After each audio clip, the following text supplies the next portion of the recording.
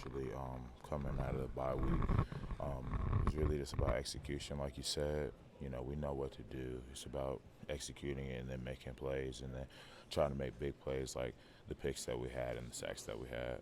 And when you see that on film, how much does that boost your confidence that the coaches can say, "See, when you do what we've been talking about, this is the result."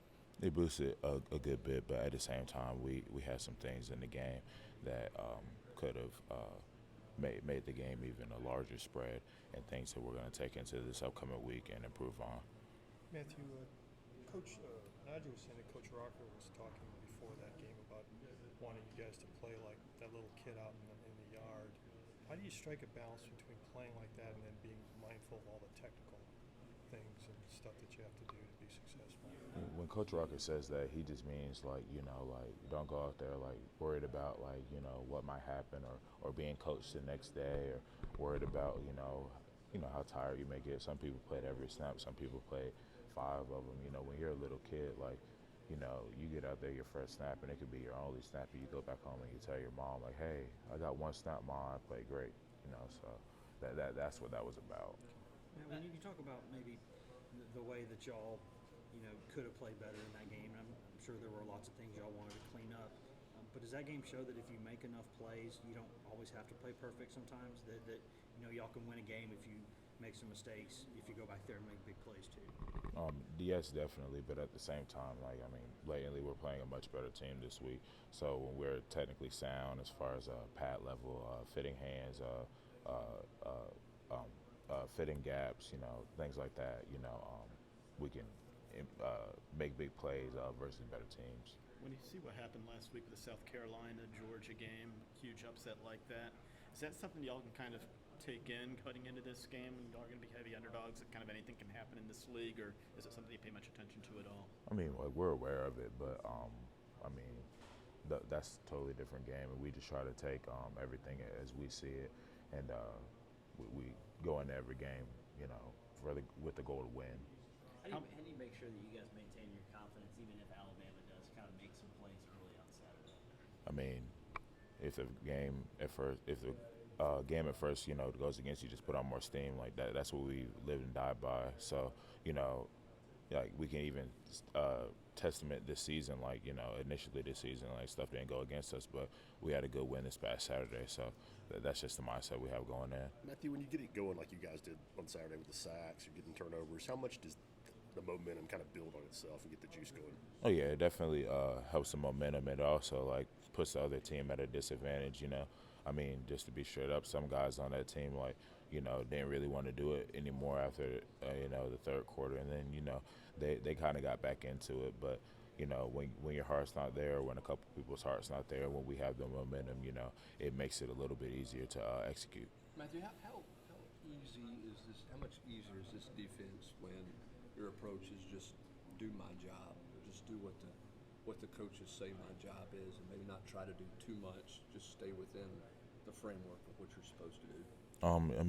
That makes pretty much anything easy, just because this defense, and really, to be honest, any defense is meant to make plays to win. So, you do your job as a defensive lineman, as a OLB, as a linebacker, as a defensive back, corner, safety, and plays are gonna bounce to different people. When everybody's making plays, you don't gotta rely on one person, and you can just go out there and have fun and win the game. Why are you doing your job better now than you've done it in the past? We're just stepping up our game. What have you seen from Nigel just in the last month this season that he's kind of taken his game to another level and kind of become that leader on defense that you guys have kind of been looking for? Nigel's always been like a leader for us ever since I got here, at least, and he's really stepped up his leadership. He's have personal interactions with everybody, step up his game. He's always been a very good player, but he stepped up his game. Coach DA, Coach Pruitt, they've been on him and all the DBs, just about getting better, just like Coach Rock has been on us. And as you can see, we've all gotten better, and, shout out to Nigel for that. You guys brought a lot of pressure from defensive backs. It seemed like on Saturday a lot of blitzes from DBs. How do you feel as a D lineman when you guys got a blitz called from the secondary to help get to the quarterback? I mean, it doesn't. I mean, it doesn't really feel any different. Like like there's a natural competitiveness. Like, hey, we want to get this side, you get a side. Well, it really doesn't matter. Like we're all on the same team. But coverage leads to sacks, and sacks lead to picks. So, it all works hand in hand. What makes them so dynamic, Alabama, offensively? What is it? Because there's good players just about every place now, but their numbers seem to be pretty ridiculous on offense. They have a very good quarterback. Probably a Heisman candidate or all the awards that you can give a quarterback. They have good receivers. Who have made plays in big games in the past. I think they have two pretty good tackles. So those are probably the strengths of their offense, and they've learned to execute, and that's what makes them good. How would you describe this season so far? The first 6 games. Well, 4 of them were losses and 2 of them were wins. So not as good as we want, but we have 6 more. Matthew, what kind of catalyst is it when Darrell Taylor's playing like he did on Saturday to take some pressure off of you guys and draw more attention? What does that do when he's playing at that high level to help all you guys with defense? I mean, DT's a baller. He knows what he's doing, and when he's playing to his potential, that kind of galvanizes the whole defense. And when I'm playing to my potential, it galvanizes the whole defense. Or Nigel, or Batuli, or Henry, or Latrell, or Greg, or Darrell. It doesn't matter. Like we have a high potential, a high ceiling as a defense. When we're all playing together, when we're all playing to our potential, it really makes a difference for the whole defense and for the whole team.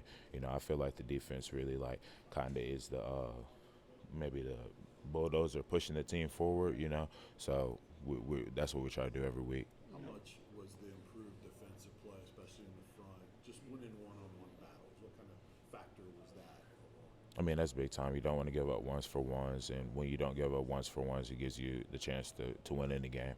Alabama's obviously dominated this rivalry lately. How much have y'all used that as motivation, trying to end the streak, or how much has it been talked about to you, brought up to you or just around campus by other students, or has it? I mean, definitely not on campus by other students. Like most students and faculty or whoever I ever interact with, they just say, "Hey, good game. Go get them on Saturday." They don't want to be too much into it. But as far as within the team, like we're aware that we haven't won the game, and I mean, to be honest, I don't know how long.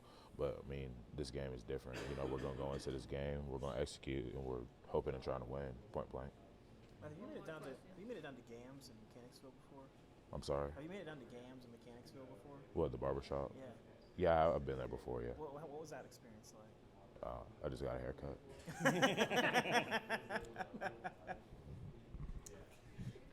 Thanks, Matt.